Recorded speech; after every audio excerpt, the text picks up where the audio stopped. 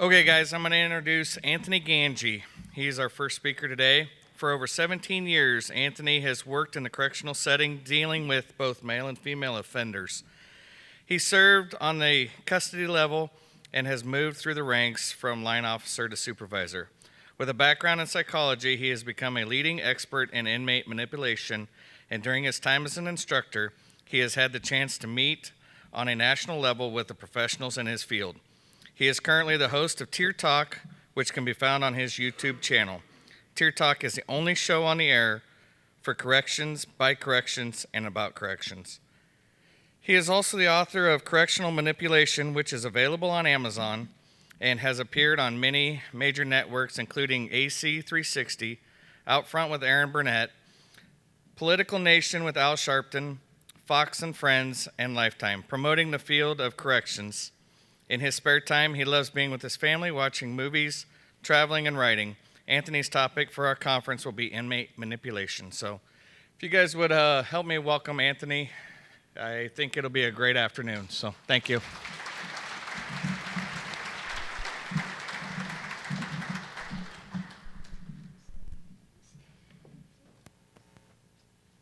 So I want you guys to know that Shane came up to me prior, said, does anything have to be updated? And I said, no, we're all good. But a couple of things. The book is Inmate Manipulation Decoded. And the second thing is, so when I started the Tier Talk YouTube channel, I was the only channel out there dedicated to our brave men and women that work in corrections. Very awkward when I'm sitting next to another person that also has a YouTube channel that presents the same message. William Young, just corrections. So I just want to make sure we know now that we've kind of started this momentum, I believe that there's other professionals in the field that are relaying good information out there. I mean, not even just for, the rookies coming in, but also for senior staff. I mean, the biggest thing here is that we want to make sure that the people want to be in this profession. And sometimes that means that we have to try to motivate people by finding their why, their purpose. And there's a big purpose that you can have in corrections, starting from the front line all the way up to, which is my side now, the administrative level. So again, I apologize, William Young, but it's just corrections, So I want to thank first Captain Hatfield as well as Shane, Chad Hunt, that gentleman in the back, the video crew. It does take a lot of effort to put an event like this together. We can talk about that firsthand because me and Connie, she's my partner on Tier Talk. She represents a very balanced perspective, but she helps me with the civilian side. The trip here wasn't as smooth as we wanted it to be. It started off smooth, and I want you to know every bump along the way, Captain Hatfield was there helping us through, making adjustments, but just to kind of break the ice, I'll give you a little detail of our trip. So I'm coming from New Jersey, I'm very close to the city, so my airport is Newark. Connie is coming from Connecticut, so her airport's out in Connecticut. And when we get to the panel discussion, you'll also notice that we have people on the panel that should be here today. So they're coming from California. We got Russ Hamilton, Gary Cornelius out of Virginia, Gary York out of Florida, and then we also have Louis Soto, who was a major with me, out of New Jersey. So here's how our venture started this day to get to Nebraska, which, by the way, it's all worth the effort. The people here are just amazing, just great, amazing. But having said that, we didn't know that at the time. You know what I mean? So we found that out along the way. But it first started where I get a phone call at 3:30 in the morning from Gary Cornelius saying, hey, Gange, they canceled my flight because of the weather in Chicago. I said, oh shit, that means that all our flights are going to get canceled because Chicago's the hub. I just found that out, that there's no flights going anywhere directly out of Nebraska. You have to either go to Chicago, Denver, or Atlanta. So I was like, oh shit. And then Connie, her flight was supposed to leave at like 4:30 or 5 o'clock in the morning. So I'm like, well, she must be already. She goes, well, Gange, my flight's delayed 5 hours because of the weather going on in Chicago. And I'm like, oh man. So now I'm already at the airport, so I'm texting people. I'm like, hey, what's going on with Newark? It's Newark, man, do or die. We're gonna get this done, do or die. I'm like, ooh, so you ever want a flight to be canceled and now all of a sudden they're gonna go? And I said, well, wait a second, guys. My friend Gary called, said some weather in Chicago, and Connie also had some issues with some weather in Chicago. They said, yeah, but we think we can do it. We think we can do it. So again, that's a great way to start, thinking we could do it. We're going to try our best. And then eventually, as the day progresses, I don't make the connecting flight. I am a minute late. And I ran there, and I give the guy credit. He pretended to be disappointed. He's like, "Oh, man, I'm sorry you missed your flight." I said, "Don't play with me. Just where's customer service?"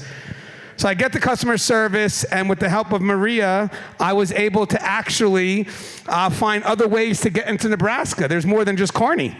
I found out that through this dialogue that we have Omaha, we have LinkedIn, we have Grand Islands. At the time, none of them being offered. So then the lady comes up, she goes, "You know what? We have an idea. We can get you to Lincoln. We can get you there around 5 o'clock." I said, "Great news." I immediately called Maria. She already had the deputy getting ready to pick me up at 5 o'clock. I said, "Well, hold on." Because they told me, and I didn't tell Connie this, that was the last seat available. Now, mind you, me and Connie had the same connecting flight. So Connie comes out 2 hours too late, going to gate F16, which should be the gate that, I said, "Connie, that shit left 2 hours ago, Connie. Right now we got to get you here." So the best part of the day is Connie is talking to the customer service to try to book her flight, to get her flight, which, by the way, obviously she was able to do it. She had to connect to Denver and then Denver back here. But there was a lady next to me, and she's watching us go through all this. And I don't want to make eye contact with her because she didn't seem too happy, so I'm doing whatever I can to avoid eye contact. So as I'm trying to talk to Connie to see what's going on, it happened, guys. We made eye contact, and she looked at me and she said, "I've been here for fucking 3 days." And I said, "Oh, shit, I'm sorry." You know what I mean? And then she goes, "I had to miss my eye surgery." And I said, "Oh, well, that's probably because you're here." She goes, "I know that." I said, "I thought you asked the question. I am so sorry." But either way, the mic went down? Oh, okay, it's good. So either way, end of the story comes is I wind up arriving to Lincoln, Nebraska. It's a very small airport, only one place to eat. I missed it, and I had to wait for 5 hours for Connie to safely arrive. And the deputy, I want to thank Anthony Gann, close to my name. I'm Gangi. He added an extra N, dropped the G in the I. But it was pretty cool. And together we drove back from Lincoln to Kearney. Nice speeds. But we made it. We were treated like again, thank you, Maria Hatfield. So I'm going to introduce myself first. And I promise you, in the process of me introducing myself, I think the journey is very important as opposed to the destination and where I'm at now. So as I talk, it's going to kind of be, I'm going to kind of tell you the steps of my evolution, if you will, in corrections. So I did start my job, I did start entering this career at a female facility. I worked at a female facility at the state I represent, which I don't represent. Gotta be careful, guys, I'm still on the job. It was me working in that profession that introduced me to some great people behind the profession that nobody sees. I mean, the work that's being done behind the wall is truly amazing. I don't think a lot of people understand the sacrifices that are made on a daily basis by these heroes on all levels, guys, on all levels. I mean, we're talking about the heroes that work the front line, and then we also talk about the true heroes that represent that front line so the front line can be effective in what they do.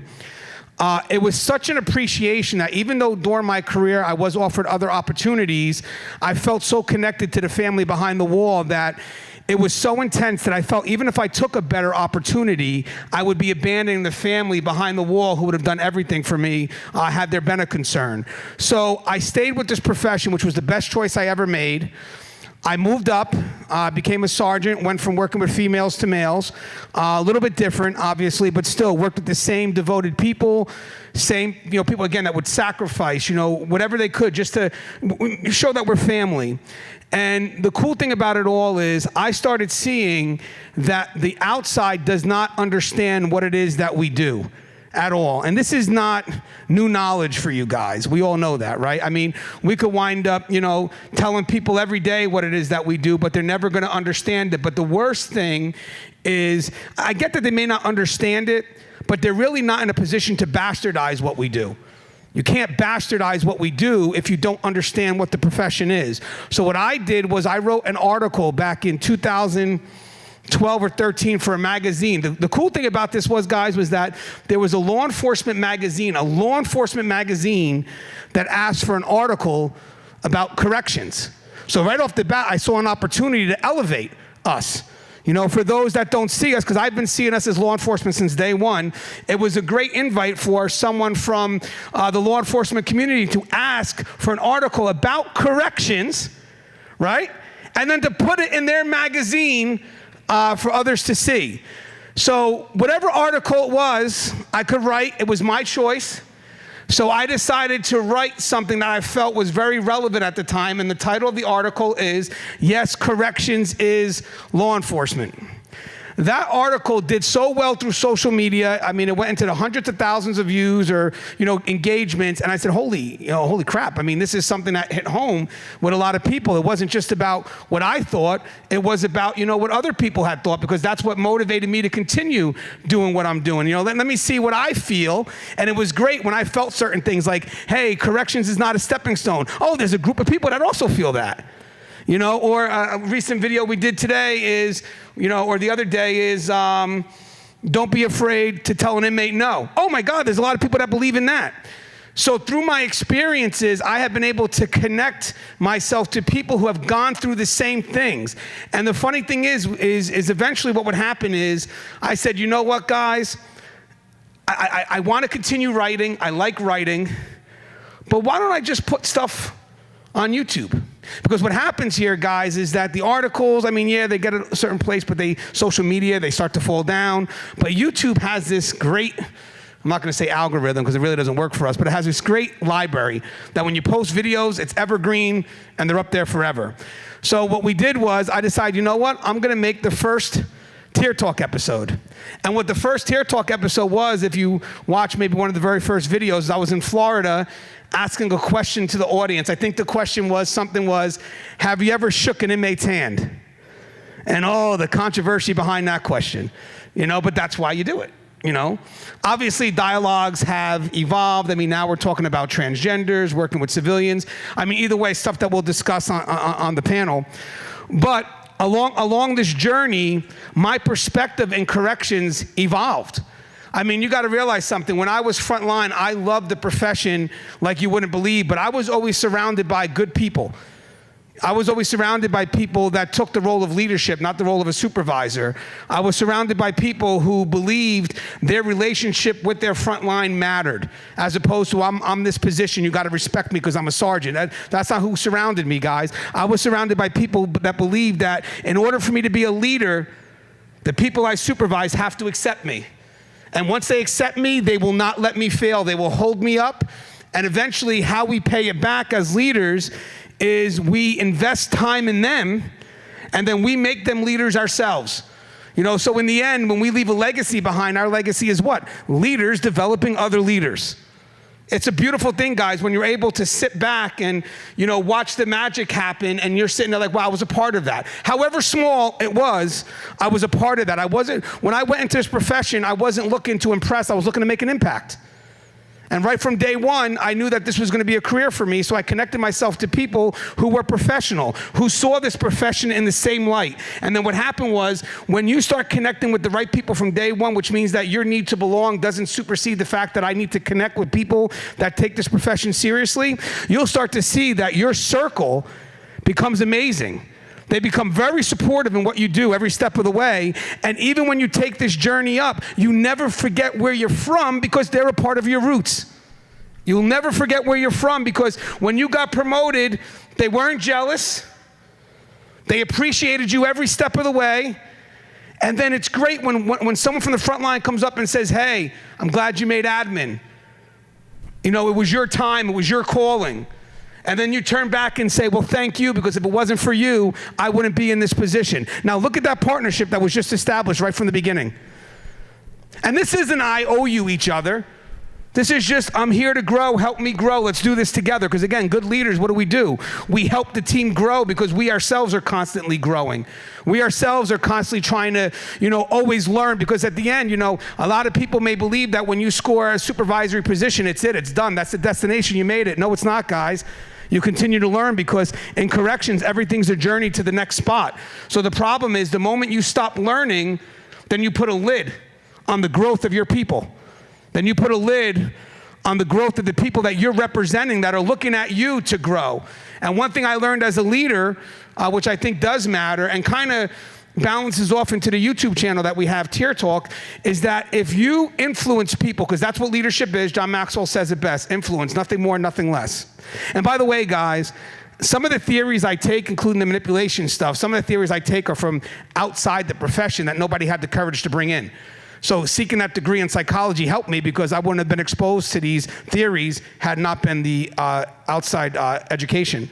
But with that said, when you're there and you have that influence and you create that impact, and now you have somebody, and guys, tell me if this is true, just out of curiosity, if you have somebody that wants to learn and you partner them with somebody that's willing to share their experience because they feel respected.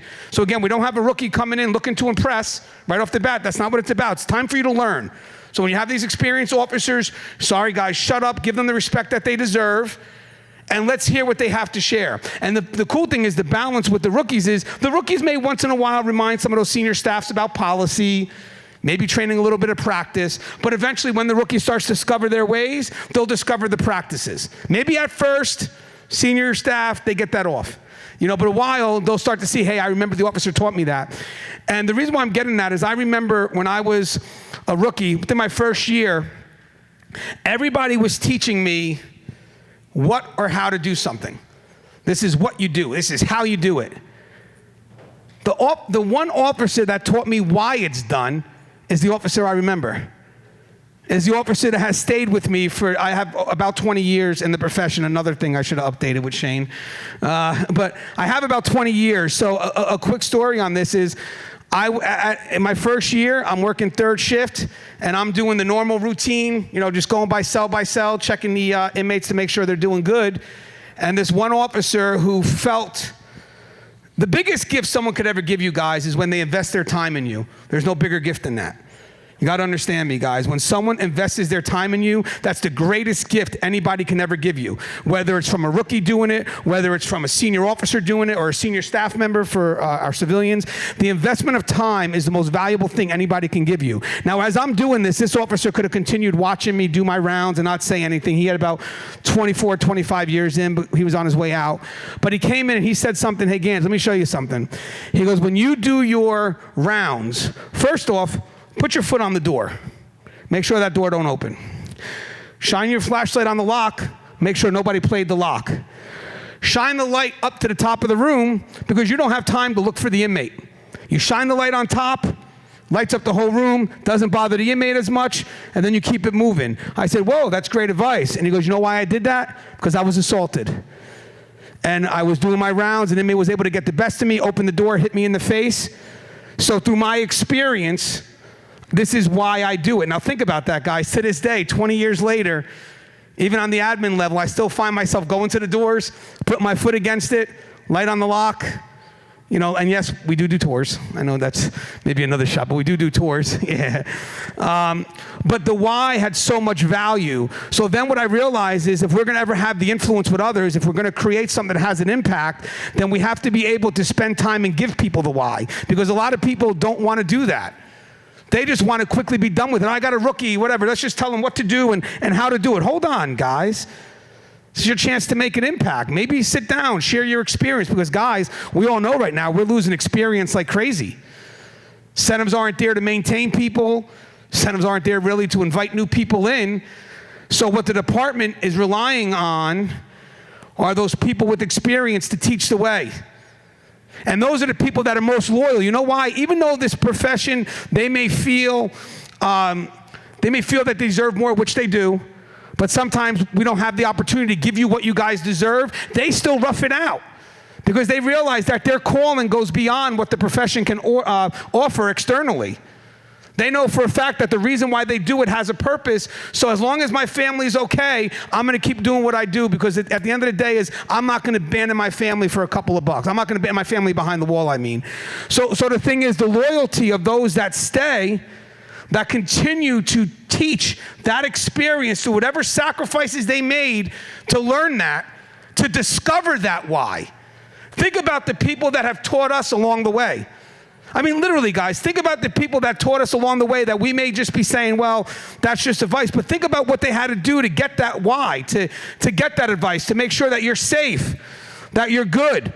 I mean, one thing that Tier Talk has done, guys, and obviously now with William coming along, and we also have Connie that's on a lot of my stuff, is, guys, we are motivating people to enter this profession, to find a purpose that literally says, well, you know what? If everybody's focused on the incentive, I don't have control of that. I wish I had a voice that could say, hey, these officers deserve more, and all of a sudden, you know, the state changes their ways or the county changes. I don't have the power to do that, but what I do have the power to do is through this channel is to invite people of a purpose that they can relate to. And then what they do is when they come in, they don't come in for an external incentive, because at the end of the day, guys, external incentive, what kind of foundation does that give us? You know, if I'm walking next to somebody that's only doing it for the money, do I really trust the guy that's going to have my back? You know, because I'm going to tell you something. I've seen people like, I don't give a shit what I'm getting paid. It's not worth it. But when you go in for the family mentality, when you go in because you know for a fact that this person's got you and you got them, it's unshakable, guys. It's the great way to enter this profession. So what we've done through our venues is we've given these rookies an understanding of what the profession is about when they go in. So now the greatest gift that we've been able to give back to the communities are people that know why they're entering this profession. They're entering the profession with an unshakable foundation. Which means that, guess what, guys, in our efforts, and when I say efforts, guys, by the way, Tier Talk is a collective community. That means it's not just me, it's whoever I have come on the show. Connie's a regular, William also at his own venue, Russ Hamilton, who's from San Quentin, Gary Cornelius. Guys, I mean, the list goes on. I've had people come in from all over to share a piece of advice. And what that does is that makes the person coming in this much more informed. But here's another thing it does. There's people that leave this profession that still love it. There's something about this profession that they still love. And Tier Talk has also given them a chance to continue that love and say, even though you guys are done, you are not forgotten. Come here, man. Let's share your stories, because someone's going to come back and someone's going to say, yo, Will, that touched my heart because I'm going through that. I'm going through what you're going through, but I didn't think it was okay for me to say anything. I mean, think about, guys, having a venue where we're telling COs and correctional officers and our administration managers, supervisors, it's okay to be vulnerable. It's okay to not have the answers. It's okay to not understand what's happening, but we're going to figure it out. Most of the time, we have people in this profession that don't know it's okay to be human. You know, they don't know it. So it's great to first build that respect, build that connection with that people, and then hit them hard with it's okay, because then they start to respect you. They start to know, you know why, guys? Because the reason that keeps people in this profession, and we're going to kind of full circle here, is the people. That's it. If the people build the trust for you, they'll stay connected with you for life. Even as a supervisor, when you become a supervisor, you have to go with the mentality that one thing is you're not perfect. Second thing is people are going to make mistakes. So am I going to look to chase after the person who's making that mistake and lose all that trust and ever knowing about other mistakes that could happen? Or even though I'm being overwhelmed by the department to get all this stuff done, I will make it a priority to sit down with this person and see how we can make this constructive. And that's very hard for middle management, guys. Middle management, sometimes we don't see what it is that they're facing. Sometimes we don't see that they're overwhelmed. But the sad thing about some middle managers, and again, I'm sure nobody in this room is like this, but let's just, is that no matter how overwhelmed you are, you have to find time with your people. And then that's the one thing that anybody in this room who's a supervisor can find time to do, because the last thing you want to do is to be so overwhelmed that the people that are coming to you become an annoyance. That's what they're supposed to do. They have concerns. They're supposed to come to you. But now because you're so overwhelmed, I got to get this done. And the problem is we can't really manage time. Time is time. But we can manage our priorities. That means if someone does come in and has a concern, take a second. See what that concern is. And for the agencies that do overwhelm our middle managers to that extent where they feel that they can't do it, shame on the agencies. Stop pushing things out blindly when you have supervisors that now can't find the time to connect with their people because they're so overwhelmed with changes that are inconsistent. You know, and the unique thing about being a middle manager is you are responsible for the translation of the front line to the higher level, and more importantly, the higher level to the front line. So if we as the highest level expect middle managers to just blindly give out orders based on their position without understanding that they're the most important piece because they're that connection with both parties, we fail. We fail, 100%. Because in the end, the leaders that people respect are the leaders that know them, are the leaders that share the same values and beliefs about the system. They're the leaders that are able to motivate people, even amongst the stuff we're going through now. I mean, how many people right now, even though outside, I mean, I get it, you know, the external incentives aren't there, but how many people outside of that truly love this profession? I do. You know, most people tend to leave this profession because of the people, not because of the profession itself. So I'm going to ask you to rethink what I just said. When I ask you if you love the profession, I'm not asking you to think about a person that made the profession miserable for you, because if you have an internal why, you're going to deal with those people. But that internal why, that justification of why you do it, doesn't matter what the person can do because you're unshakable. You won't move. But having said that, if we decide that we don't like this profession because we're connecting it to the people, that unfortunately makes us very inconsistent, because here's what winds up happening here. The more we connect to the people as a representation of the profession as opposed to what the profession's about, we'll be inconsistent every time there's a new leader coming in. Every time there's a new leader coming in, we'll never have a strong foundation, because at the end, leaders constantly shift, but the house doesn't. The house never moves. I remain great with this profession because I love the profession. So if I'm dealing with a person that I don't like, I hold that person accountable, and I remind myself of why I'm in this profession. I go back and say, you know what? That's just one person. And think about this, guys. In corrections, we tend to generalize people by departments. You know, corrections right now, let me tell you a little bit about my evolution. So I thought that we need a voice to let the public know what it is that we do. But as Tier Talk evolved and as we moved up, another thing I realized, guys, we don't appreciate in ourselves what we do. We have all the opportunity in the world to say things are good, but we get so caught up with the things that we don't have that we wind up, you know, maybe someone who's on the fence about it, we wind up, you know, belittling the profession to the point where, you know what, this person no longer wants to become in the profession, and then we're like, well, we don't know why we can't get anybody in. The reason why you want people to come into this profession is because of those internal beliefs. So if I have someone coming up to me saying, man, what do you guys make? Because I was thinking about going to corrections, I'm not going to sell it to you. But if I say, so man, I really respect what you do. Can you tell me a little bit more? Let's talk. Let's talk. Because that's the person I want in this profession. Now, the problem is sometimes I get it, guys. We get caught up in the negativity that what happens here, guys, it's easier for us to find the negativity. It's harder for us to find the positive, but that's when you discover your purpose. You have to dig deep, go beyond the surface, find out what brings you into this profession, and then you sell the shit out of it. And then you start bringing people into this profession that you want to work next to you, because they're you. They're in for the same reasons. That person that asked about the money, you think that person's going to have your back? Because I know for a fact, as said before, they're going to be like, oh, this shit ain't even worth it. But if I come into this profession respecting you, let somebody touch you. Because my motivation isn't about the money at that time. My motivation is, you're my brother, you're my sister. I told you I was going to protect you, I told you that was about, and now the shit hits the fan, let me prove myself.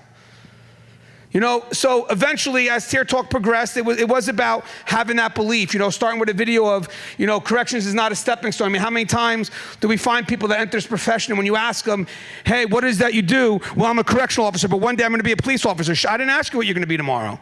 Why do you feel that your answer wasn't good enough when I asked you, what are you going to be right now? What are you right now? Why can't you just say correctional officer and leave it be? Because deep down inside, you don't like that answer. Deep down inside, you don't like the fact that you are just a correctional officer. That's the problem with this profession. So now, the first thing is, here I am trying to sell this profession to the public, but then the people that are killing me right now is our own profession that walks in and says, well, we're just correctional. Stop with the just. Stop minimizing your value. Because at the end of the day, the only way people are going to see that we have value is if we're able to manifest it outwards. It's not going to come from the public looking in. It's going to come from us giving out. So the next step was, once we try our best to start bringing in people that have the right belief, the next step is, man, we do not get along with each other, right? I mean, instead of us, we generalize a lot. Instead of us, dealing with the people itself, we generalize things by department. So Connie represents the medical side. I mean, how many times do we have a problem with somebody and we say, oh, that's just medical, or that's just social services? For a while, when I was an officer, again, a lot of my stuff's basically on inmate manipulation, but when I was an officer, I used to find myself saying, wow, I'm never going to be a social worker. Anytime I dealt with an inmate to help them with their concern, people will come up to me and say, well, you're a social worker. And then lo and behold, as I move up in the career, one of the areas of responsibility they give me is social services. And I'm going to tell you something, guys, I insulted them when I said that. I insulted them. It's crazy when you have civilians that I know they advocate for the inmates, but they expect us to protect them. So if we have an us first them with the inmate population, how do we see the civilian staff? So if we walk in hating what we do because we hate the people that we have to serve to some extent, then how do we treat the people that are doing it? And do you think the civilians trust us when they feel that we have that animosity towards inmates? I mean, again, for a civilian to tell me, who I highly respect, to say, Gange, my job is to advocate for the inmates, but I do rely on custody to have my back. Shouldn't matter. Because at the end, we all should be on that same page. So part of the other mission at that point is creating a greater voice. Creating that greater voice matters, guys, because in the end, we all have each other's back. But let me. I just want to tell you a couple of things. So, working with civilians, bringing Connie onto Chair Talk was a very big gift, because there's a lot of things I didn't know from that perspective. But here's the benefit, guys. She also allowed me to give a custody perspective, which means she allows me to curse. She allows me just to be me. But the point is, we were able to understand a bigger picture. And at the end, what we came up with, guys, is that even though world of corrections is shifting, especially in jails, guys, the amount of people that you have coming in and out, I mean, the impact that you can have that changes the world is crazy, guys, because the amount of people that you have going in and out of the system. But what makes this amazing, guys, is in the end, guys, us working together, me understanding what she has to do, but more importantly, for the civilian to understand her role, or his role in the prison system. See, the sad thing is right now is a lot of civilians don't know how to address custody. And custody is the one in the best position to kind of tell them, hey, this is what's expected. And they want to lean on us, but they don't know. So now a lot of them, and I'll use Connie's term here, have role ambiguity. They come in and they don't know what their responsibilities are, and they don't know who to go to. And I noticed something when it comes to inmate manipulation, guys. If we're divided, the inmates win. Like, don't you think it would be great, guys, if a civilian had a problem, she or he has a problem, they go directly to you and the inmates see it? I have a problem with, okay, what can I help you with? Look at the reinforcement that has between the civilian and custody, and how the inmates say, you know what? Because in the end, guys, the reason that manipulation, I will touch on manipulation a little bit now. The reason why manipulation works, again, manipulation is not about the outcome. It's not me coming in one day without knowing anything about you and say, hey, bring in a phone for me or bring in drugs. I mean, the only way someone's going to do that right off the bat like that is if they were dirty coming in. The game's a process. The game's a process when staff is able to be isolated from their peers, and the inmates to connect with them on a personal level in a manner that they can pull them out of their prescribed role. So having said that, we can even say this with the rookies, with the sink or swim. Having said that, if you have someone that's in an ambiguous situation, you want them to come to us. You want them to see that we're gonna give them the answers that they need. But the moment that civilian or that rookie doesn't know where to go, and the inmates see it, That rookie's on an island, and whose fault is that? And a lot of times, guys, when we do get caught up, a lot of us look at, well, that's just a foolish person. That would never happen to me. Yeah, maybe, I get it. But in the end, you just don't know because the games are crafted and they're long term. I'll share a story real quick of when I realized it was real and when I realized that, you know what, I'm gonna do what I can and eventually write a book. Because I think that book, Inmate Manipulation Decoded, it's an effort to give back to the profession. This is not a me book. It's a book that shares stories that kind of highlight the complexity of the game. Same thing as what William Young wrote when he wrote a book about dealing with PTSD, when home becomes a housing unit. I mean, think about that. You're walking in Barnes & Nobles, you see that title, you pick up that book because you know that book is for you. The nothing that never happened. I mean, how many times are we're preparing for a code that never occurs? Connie's book, The Cage Was Her Cocoon. Being our own, literally keeping ourselves captive. But when I knew it was real for me is when I looked inwards. I remember my first couple of days was great in corrections. It was great. I was introduced, met a lot of great people, and I really felt the support I needed. The problem is it only takes one person, and you have to remember you cannot allow yourself to hold things in generality. Just like, if you have someone that wants to change a practice, like solitaire or all that stuff, when they go to change a practice, they change it based on a negative stereotype that's been now generalized to define the normal practice, and we know that's not true. Hold the people accountable, they misused it, but don't punish us all. So on one of my days, everything was going smooth, day was going great, had the resources I needed. I was on cloud 9, no issue I couldn't solve. On my spare time, I was reading policies and procedure. Now, mind you guys, fresh out of the academy, rookies really haven't developed discretion yet.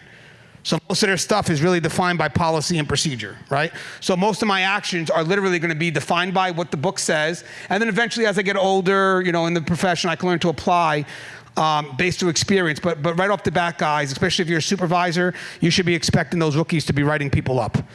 Because again, they don't have the discretion, inmates are gonna challenge them. So there was an inmate that came out right towards the end of the shift and said that she felt threatened on her dorm, okay? So my immediate thing is what I was taught in the academy. I went by with what was taught to me, which is I gotta call a supervisor immediately, separate the inmate, make sure she's in my view, and then wait for the supervisor to come in. There's nothing in policy that says when it gets close to the end of the shift, wait for the next shift. There's nothing in policy that says I'm supposed to wait. So guys, when I tell you it's about a minute before people are getting ready to go home, I called for that supervisor, and I will guarantee you that supervisor was in their car ready to go home. And I could just say that supervisor wasn't the happiest when they came into the unit. And the reason why I could say they weren't happy is because I saw it. They yelled at me with the inmates present, and I was belittled to a point where I started hating everything about this profession because I couldn't understand what I did wrong. And that's another concern, guys. When we don't understand what the concerns are, we tend to find a way to solve it. We have to. So at this point here, to me, it was the profession. Because of this supervisor, I had a great day, but now I'm starting to hate this profession. So eventually he, kicks me out of the unit because the other officer had came in. And again, I was loving this job, and now my stomach is starting to turning. Now I'm starting to dread it. I can't sleep the night before. Next day comes, and I look at the schedule, and I'm scheduled in the same unit as I was the day before. So now I'm dreading it like you wouldn't believe. I was thinking about calling my field training officer, but I decided, I have to deal with it. But part of the issue I had is that I was embarrassed in the unit, and I was embarrassed in front of the inmates. So when I went into the unit, the inmates started coming up to me telling me what the supervisor did was wrong. He shouldn't have done that. And guys, I'm gonna tell you guys, I was loving it because I was just embarrassed in front of them. So what's the best way for me to redeem myself? And I'm a rookie, guys. I don't know any better. I don't know what they're doing at this point. I'm feeding into it, because they're lifting up my ego. Because the whole time, guys, the night before, I didn't know what the hell I did wrong. And now they're coming up and they're playing into this game, and I wanted to hear it, guys. I'm not gonna say I needed it. I wanted to hear it. But the inmates messed up. So as they're telling me what the supervisor did wrong, and I'm getting it, guys, I'm getting it, and I'm feeling this certain way, and they're lifting me up, and how he treats all inmates like this, and they're making me feel good. They fucked up because they said, well, that's how all officers are. That's how all supervisors were, and that wasn't my experience with everyone. So I quickly knew, hey, I get what they're doing at this point. They're pulling me away. They're pulling me away from the people that I need to have in my corner. So it's a game. What they're doing is they noticed that there was a divide because it was a situation that just occurred. They took advantage of that divide, and now they're furthering the divide. So now, look at the key words, guys. They started calling the officers them, and I became us. I became we. And once they started dropping the other officer's name, and again, me being able to reflect that I had good staff. Now think about how important that is, guys. I had good staff that I can connect myself to. That pulled me out of it immediately because that wasn't my experience with everyone. And then I was able to quickly negate the situation. Hey, ladies, we're done. I don't even know why I got this far. We're done. Conversation's done. Now, mind you, once you set the tone, it follows like a domino. Now, mind you, guys, because I was highly emotional, and emotions do connect to memory, I held on to that. Well, first off, technically my whole career, but I didn't confront that supervisor until 8 years later when the supervisor was getting ready to retire. I remember being in the unit, the supervisor coming in, and as we're chatting and I'm giving him the goodbye, I say, hey, mind if I run something by you? And now that we're a little bit more comfortable, I've been in the profession a little bit longer, I don't mind, kind of having this dialogue with the supervisor. I said, man, you made my first day tough. Let me tell you what happened. So I explained it. And I told him how I felt. And I told him that you made me feel extremely vulnerable, and I felt that you kind of left me to be set up. And the sad thing is if I was ever caught up 6 months later, could happen. How many people will go back and look at that first day to know when it started? Nobody would, because nobody cares about the process. They just care about the end result. No one would care that the sergeant set me up for failure that day. Because again, I'm human in the end of it. I'm human, guys. And I was embarrassed. They were saying what I thought at the time I wanted to hear, and I was new. So again, the inmates didn't get their chance to isolate me because I was able to quickly, in my mind, connect myself to the people that were good to me. And do you know what this supervisor's last words to me was? I think I've done some few videos on this, but also because this is how powerful it was. His last words to me, after I explained all this, after I told him how I felt, his last words were, he's not dead. His last, before he retired. Sorry. I want to make sure, oh shit, he died at the end of this. No, guys. Before he left, his words were, I can't believe you held on to this shit for that long. That was it. And I don't blame him as I look back, because how many people, maybe he really didn't know what he did, because he sure as hell isn't taught or taught, So I don't blame him. I don't hold any animosity towards him. But what do you do when you see a concern? You address it. Because right off the bat, and this is the beginning, this is 8 years into my career, the concern was greater than me. So I knew I had to do something. I knew there had to be a story that had to be told, and that means I have to express my vulnerability, so be it. Some officers will be like, you know what, Gangi, so you're gonna get set up. Guys, that's not why I'm telling the story. I just want to tell you a story to show you that we're human, guys. And at the end, if the inmate creates enough of a game, they're able to pull us away away from our peers. And guys, by the way, if this game was to play out, just to give you a little bit of it, it'd be what you call like a divide and conquer. So what would happen here is the inmates would build a relationship with me. And mind you, when other officers come in, the officers I connect with, they would want those officers to see how close I was with those inmates. So now those officers, instead of stepping up and saying, yo, Gangi, can I talk to you for a second? You're too close. They don't do that, guys. They'll be like, oh, I'm not fucking with him anymore. He's too close. Because the inmates expect that we're not going to go back and talk to that officer. We're just going to cut that officer off. Same thing happens when you have an employee that we don't like, a disgruntled employee. These employees put themselves on their islands. The inmates love it. And we actually, when you have a disgruntled employee, what we need to do is what? Talk to that person. Keep on talking to that person, but make sure that the inmates never see that that person's by themselves. Because in the end, if you don't do that, that disgruntled person is putting themselves on an island. So anyway, the final game would have been is they would have built the separation, and at the end, I lose out on my resources, right? So if I'm new, by the way, I'm a rookie, guys, and starting from that day, let's say this was to happen, I stopped learning because I don't have the resources I need anymore, right? I'm not connected to staff anymore, guys. So what happens is I truly stop learning. So now, as a rookie, how many concerns do you think I have that I'm not going to the right people about? Fucking every day. I'm a rookie. Every day I have a concern. And guys, when we face ambiguous situations, we tend to go to the people that we're connected to, that we trust, to show us the way. So they're them. I'm not going to go to them anymore. I'm going to go to us.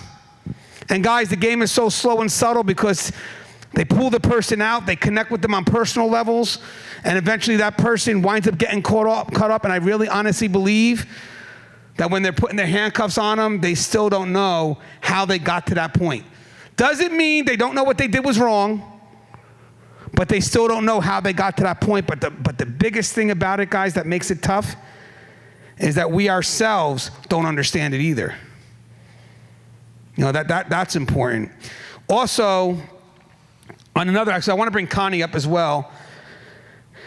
On another concern, we have a lot of people that they don't believe in the directives they give. You know, we did a video one time about how inmates look to manipulate the why. So what does that mean? That means when I give an order out, and for some reason, if the inmate asks why, and we fail to justify the why, however we feel to do it, we really shouldn't have to, but if we feel we have to, it's the why that they maneuver. How we justify the answer is what they look to maneuver. So when you keep an inmate, like we have what they call external and internal whys. So think about this, guys, and don't raise hands, guys, because I don't want to get anybody, sometimes I ask a question, guys, do not raise hands. Just don't, because sometimes I realize after the fact, ooh, maybe I shouldn't have asked that.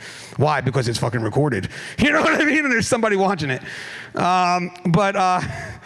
So when it comes, if I'm an officer or any staff member, guys, bear with me. You have the perception of authority.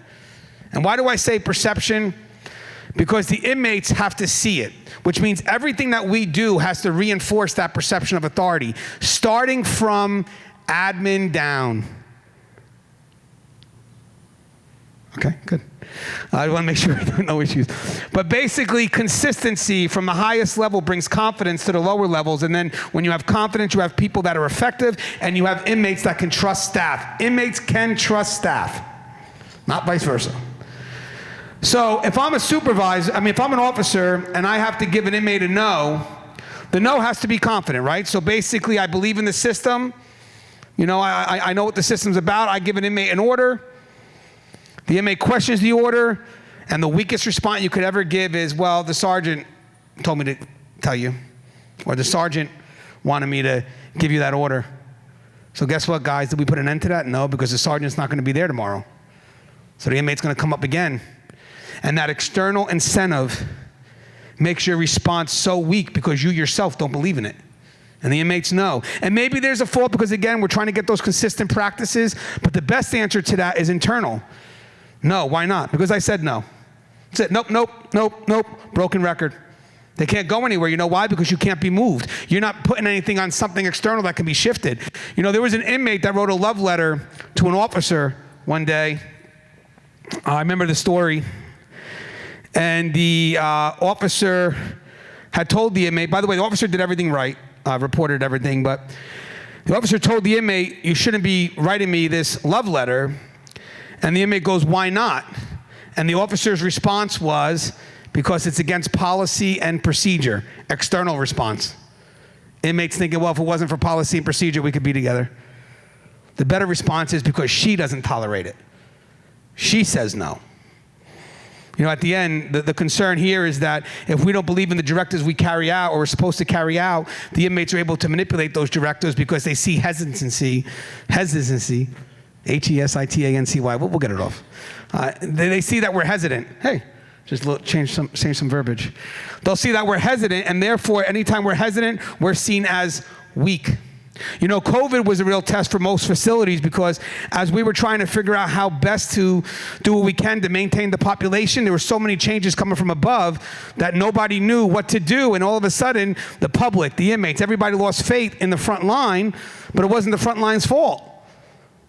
Constant changes are happening, and the front line is having a problem finding some level of consistency with those changes.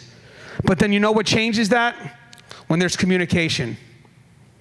You know, sometimes there's going to be changes, but how we express those changes to the people that got to carry out to make sure they understand why those changes exist, so just in case they're ever questioned, they believe in it.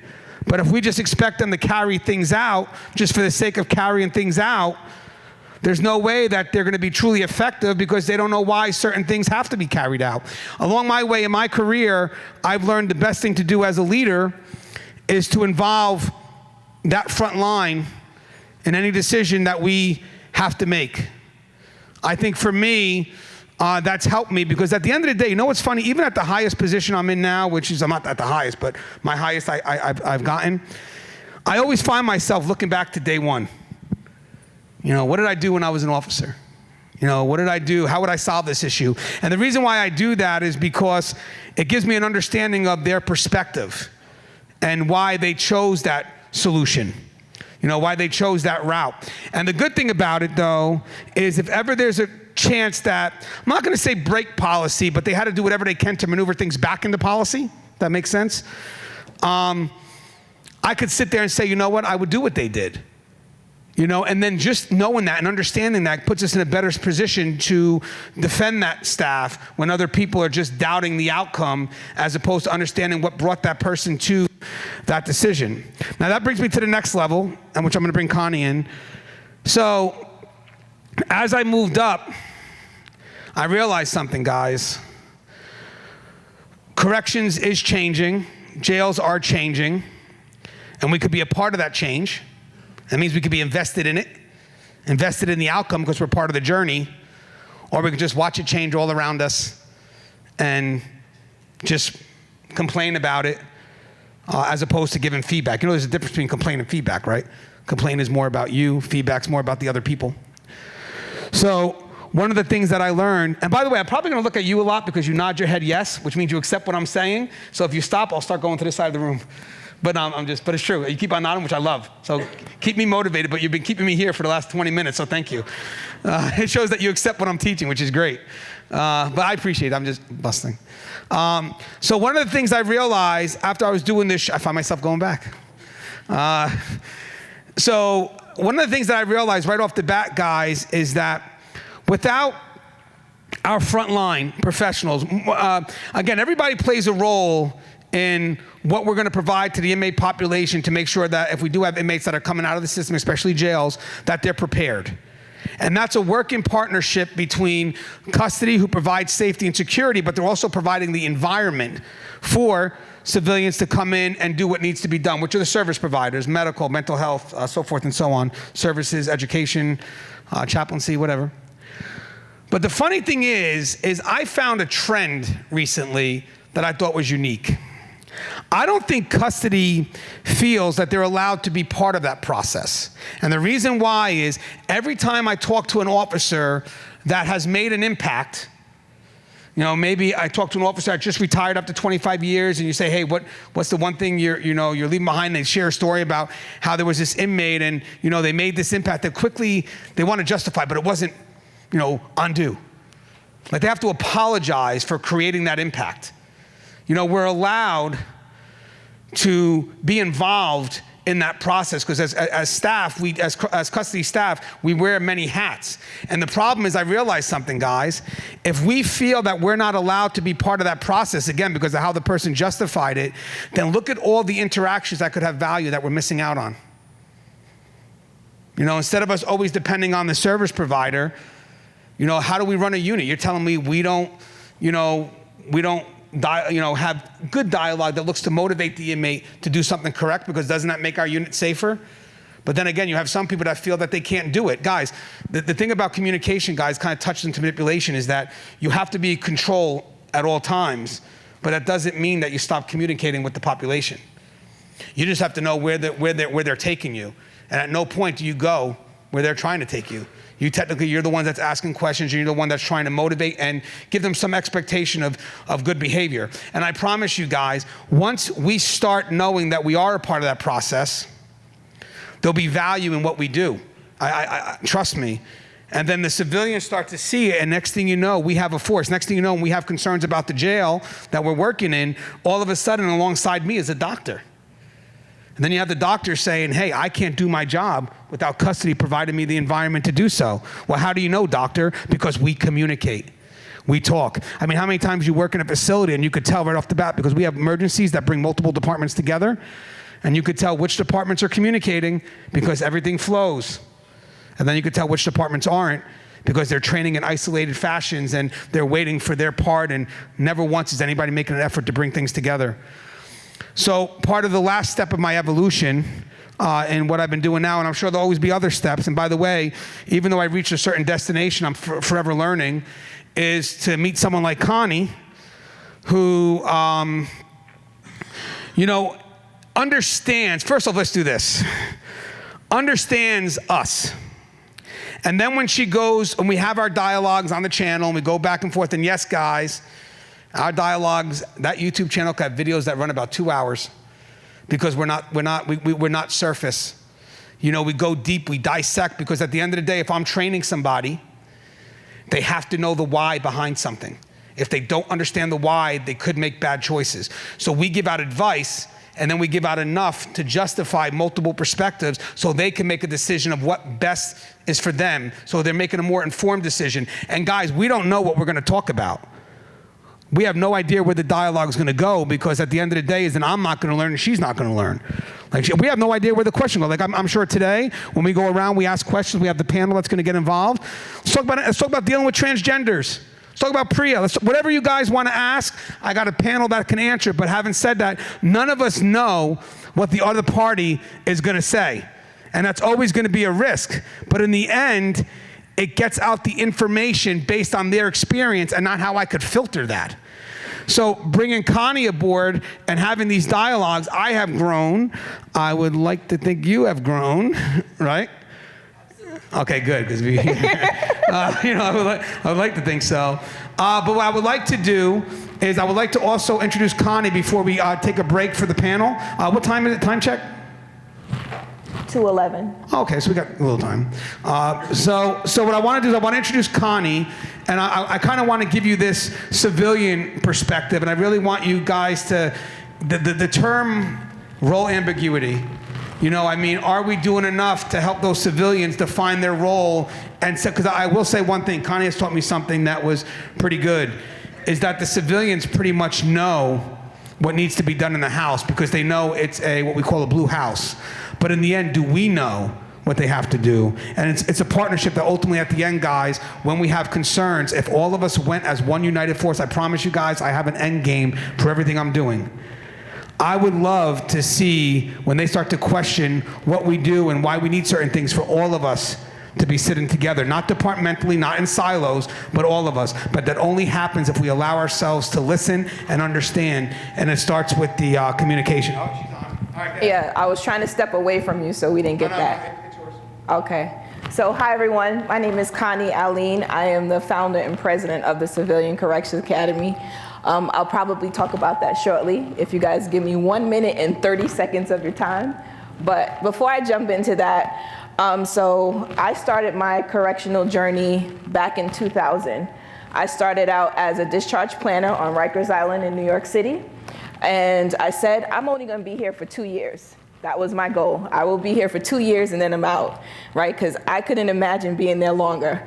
I ended up staying there for 10 years, which I started out discharge planning, I evolved into union delegate, and then it continued to just spiral. And I was like, you guys simply aren't letting me go.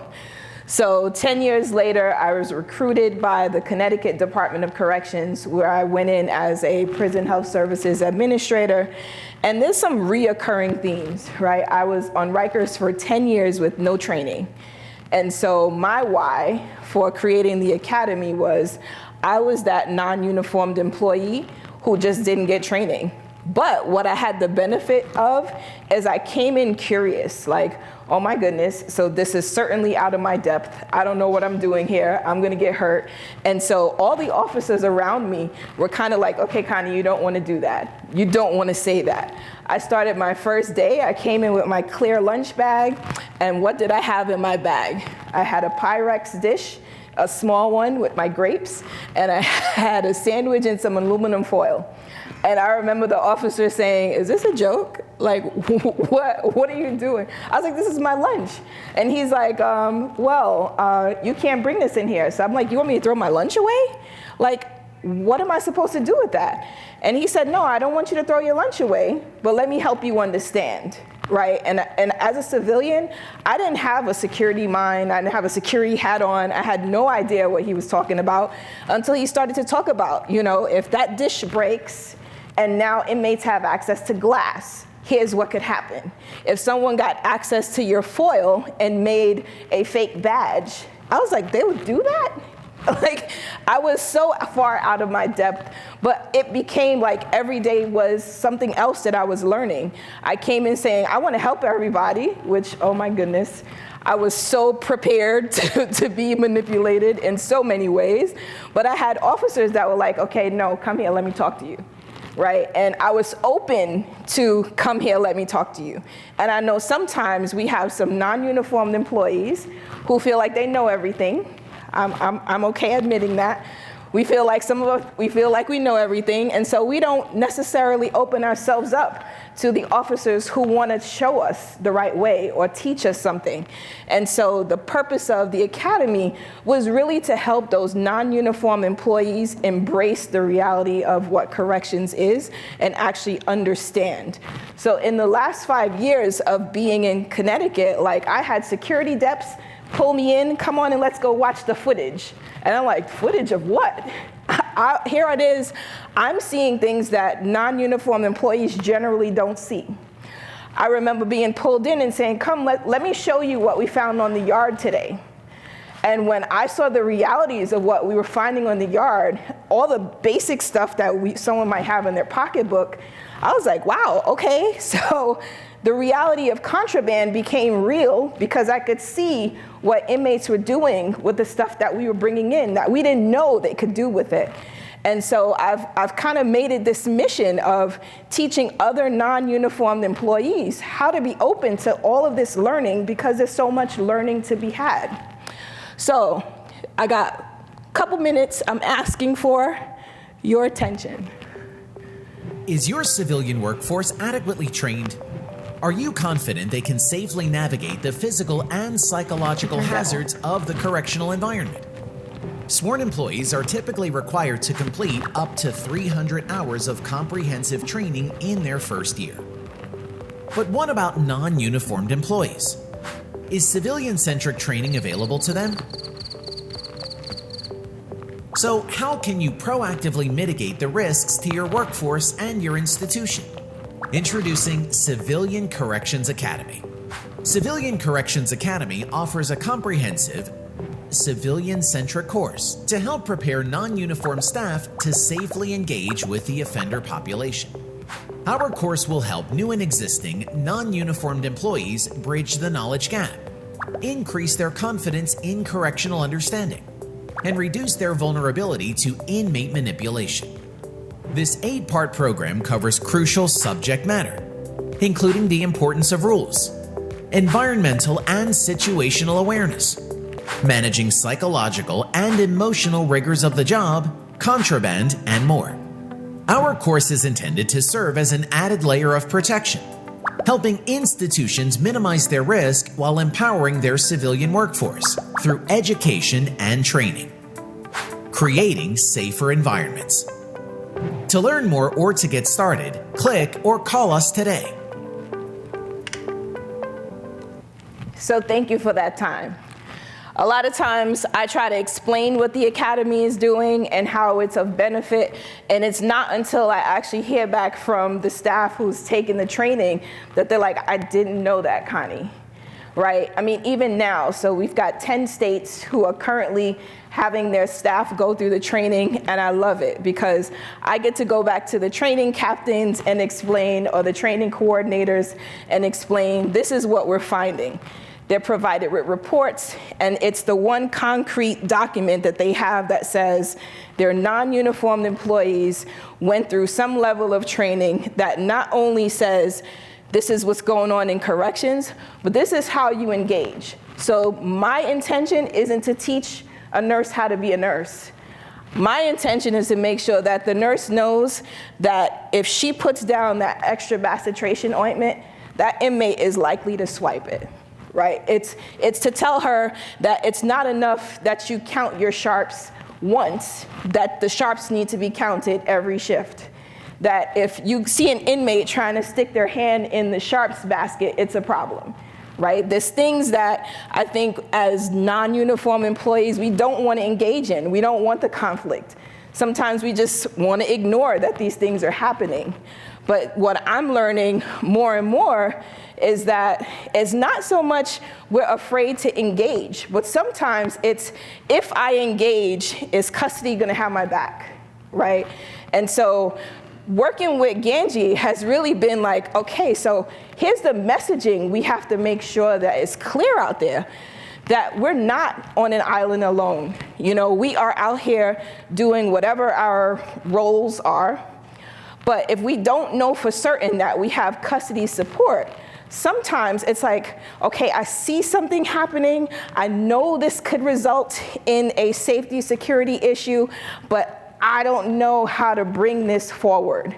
And so the intention is to build confidence in, one, your knowledge, right? So as a non-uniform employee, I know that if I go to my person, I go to my captain, that captain's gonna let me know that, okay, Connie, here's the information you gave me, here's what we do in order to resolve the issue. Here's how we're gonna work together, and as opposed to feeling, if I bring this forward, it's gonna be ignored, or somehow or another, my voice isn't a credible source that's bringing the information forward. One thing that I've realized over time is that the more we work together, the less likely there's gonna be doubt, right? That what I've brought forward isn't gonna be viable, right? Because I now have learned all of the situational awareness. I've learned how to make sure that when something's going down, that I bring it forward with the details. And I understand who in the chain of command I'm gonna be talking to. So through the academy, I've got people who are like, so Connie, what do we do when, you know, an inmate drops a letter? Do I pretend like I didn't see it? No, you don't pretend like you didn't see it. If you see the inmate drop something, you see them walk into the clinic, you see anything you see, you speak up. And if you don't feel comfortable to speak up yourself, that's why you have a relationship with the people you work with, right? I've had great relationship with my clinic captains, where I go to the captain and be like, hey, listen, this just happened. And he's like, all right, come take me to it, right? Because then the inmates see that I have that kind of relationship with my staff, right? With the custody staff, who are like, so this happened, and at this point, I'm not afraid, because custody is with me. And we're gonna have this dialogue or this exchange, and I might feel like, oh man, that's messed up. The inmate's getting handcuffed or taken somewhere, which that's just the reality, right? I'm not responsible for what happened to the inmate's responsible for that. And I think that's a lot of times we struggle with where the responsibility lies when something happens in a facility. You know, Gangi talked about role ambiguity.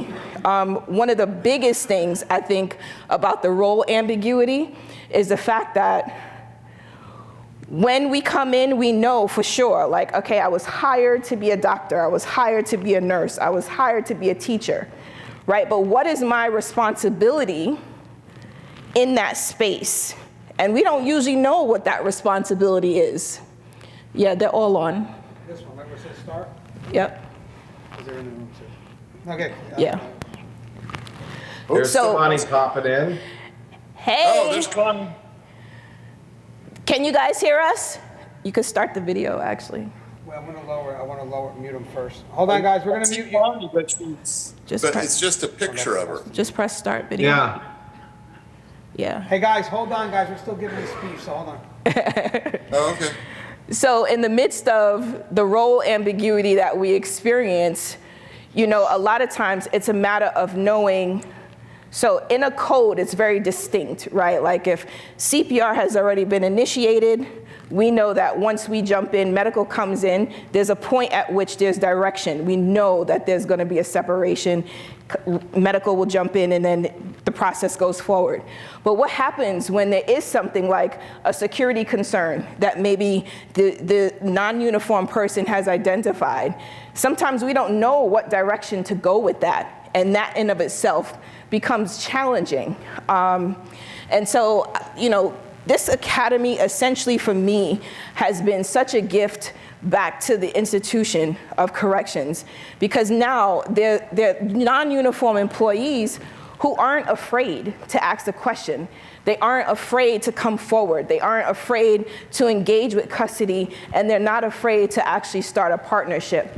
So for me, working with this whole team, like I've learned so much from the entire team that when we go out and we have these conversations, you know, there's a certain level of, I guess, understanding or just confidence to engage, because I know at this point that the learning is a back and forth exchange, and it's not just a, I learned something. I mean, Russ one day, he says to me, so when there's a fight with inmates and medical's doing their exam, you know, like, what do? I said, so we check their body, we make sure if there's lacerations, there's anything, you know, that's what we check for. And so he's like, well, do you check the knuckles? And I was like, well, why would I do that, right?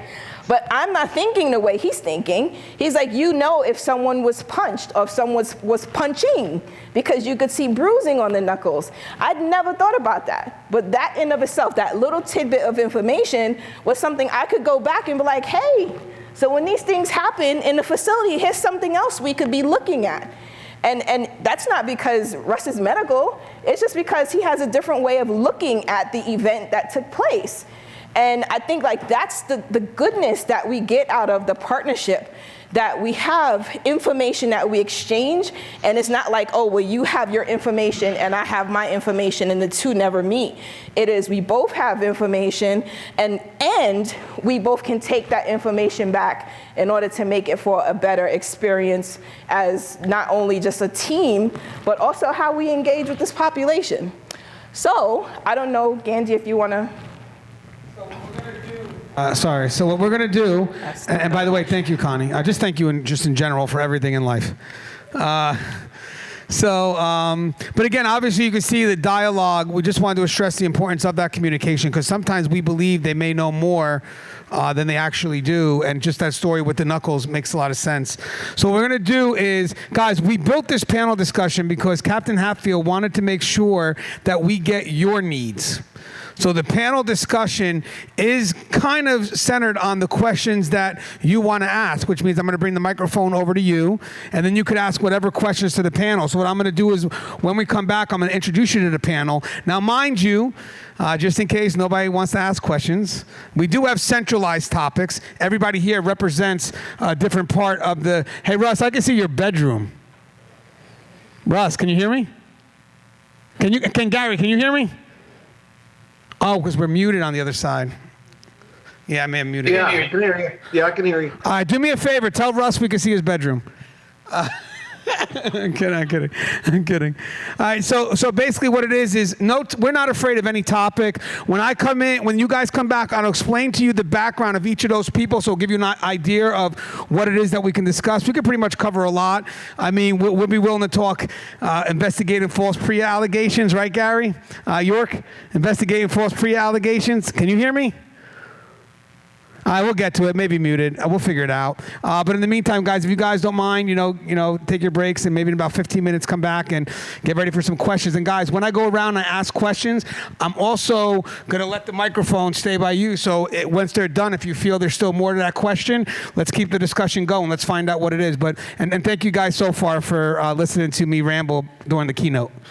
So I'll see you guys in 15 minutes.